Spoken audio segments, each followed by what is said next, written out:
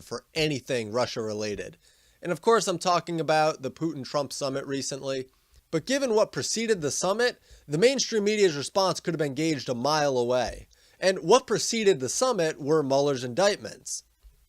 Now, something that I feel I should have pointed out in the last video, but I took it as a given when I really shouldn't have, is that an indictment doesn't mean that they have solid evidence. It's just an accusation. And at a time when Mueller's operation is being questioned so harshly, and Trump has this summit with Putin, Mueller has multiple motivations in front of him.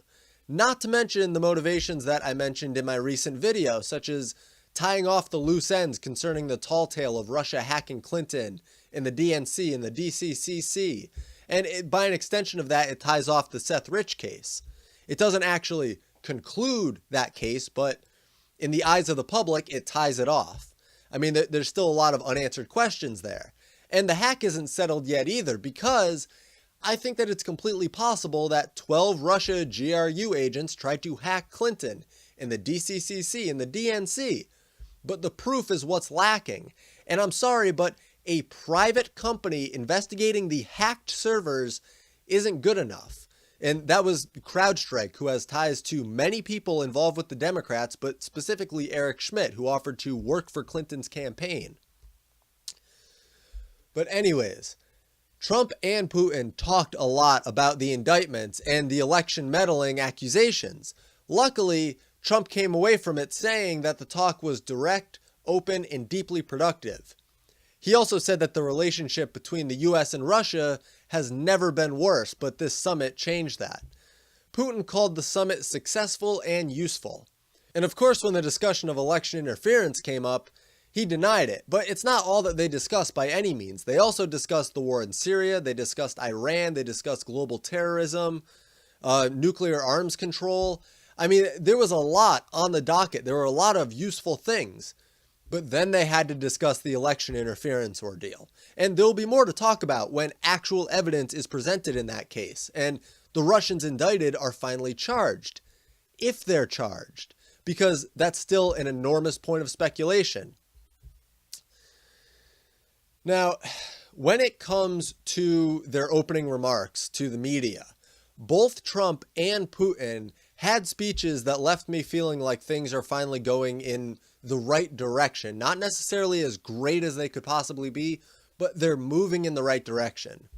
Trump said diplomacy and engagement are preferable to conflict and hostility. And he's very right, because saying that cyber attacks will be treated like any other attack and then framing a nuclear superpower for a cyber attack sounds like a good idea to some people, but not everyone.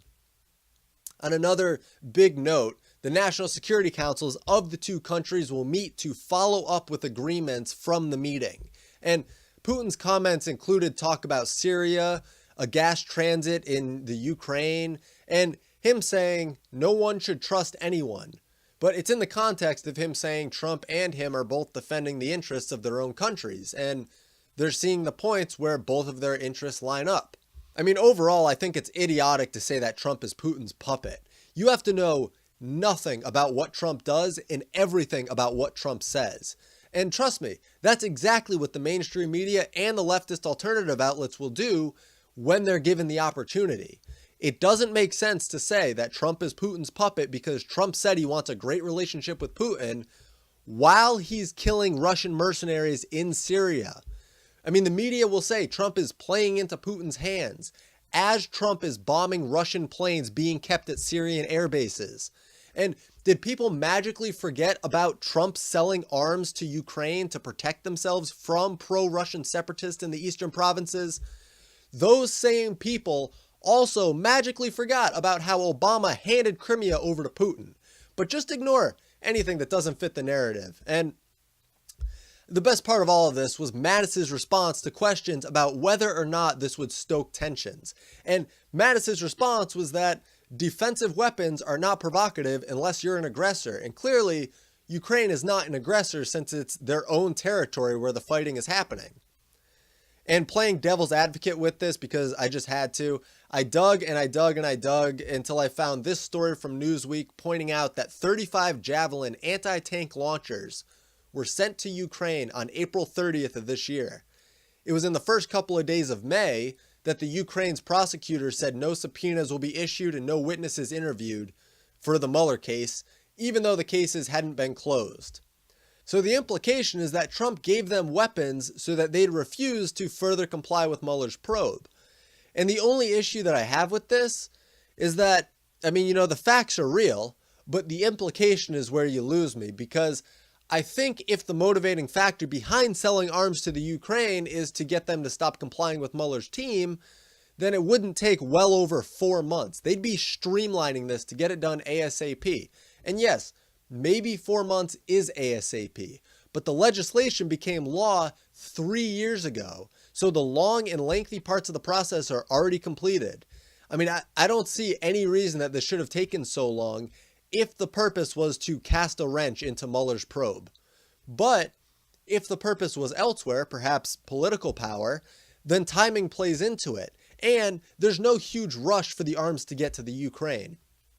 So that's my take on this whole summit. And something that people need to keep in mind with Trump especially is what I mentioned earlier. What he says and what he does, it doesn't always line up perfectly every time. In fact, sometimes it may be nowhere close to the same. But what matters to those who can read beyond headlines and single out of context quotes is the policy that's enacted as a result of it. And that's where Trump shines. He might talk in a flippant manner about something, but it doesn't mean that he takes the policy writing in the same fashion. His history of passing useful legislation like those that combat child trafficking and open up our trade options and enforce our border laws, those are all fantastic. And there's many more. He's passed a huge amount of legislation, and I'm sure that I'm forgetting something huge, but nonetheless, we need to wait to really see what comes out of this meeting. I'm hopeful that there will be mutually beneficial agreements reached and growing trade options between the countries, but we'll really have to see. So that's all for this video. Be sure to leave a like if you enjoyed it, subscribe if you haven't, donation, Patreon.